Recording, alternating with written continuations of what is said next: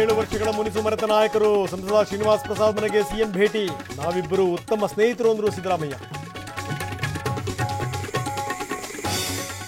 Srinivas Prasad BJP ಪರ ಕೆಲಸ ಮಾಡ್ತಿಲ್ಲ, ಅವರ ಬೆಂಬಲ ಏನಿದ್ರು ಕಾಂಗ್ರೆಸ್ಗೆ, ಬೆಂಬಲಿಗರೆಲ್ಲ ನಮ್ಮೊಂದಿಗಿದ್ದಾರೆ ಎಂದ್ರು ಸುನಿಲ್ ಬೋಸ್.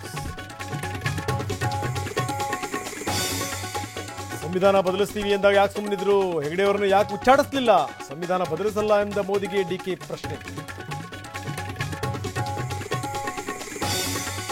ಯಾರು ಯಾರನ್ನ ಅವಾಯ್ಡ್ ಮಾಡಬೇಡಿ, ಅವಾಯ್ಡ್ ಮಾಡಿದ್ರೆ ಹೀರೋ ಆಗಿಬಿಡ್ತಾರೆ. ಸಿದ್ದರಾಮಯ್ಯನವರಿಗೆ ಕಾಂಗ್ರೆಸ್ನಲ್ಲಿ ಯೋಗ ಇತ್ತು. ಕೈ ಕಾರ್ಯಕರ್ತರ ಸಭೆಯಲ್ಲಿ ಸುರೇಶ್ ಹೇಳಿಕೆ.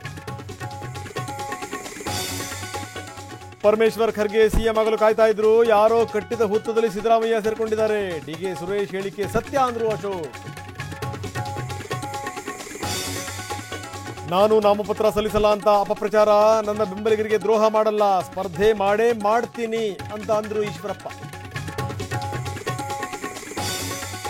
ಬೆಂಗಳೂರಿನಲ್ಲಿ ದಾಖಲೆ ಇಲ್ಲದ ಕೋಟಿ ಹಣ ಪತ್ತೆ, ಐಷಾರಾಮಿ ಕಾರಿನಲ್ಲಿ ಕ್ಯಾಶ್ ಸಾಗಾಟ, ಚೀಲದಲ್ಲಿದ್ದ ಹಣದ ಬಂಡಲ್ ವಶಕ್ಕೆ.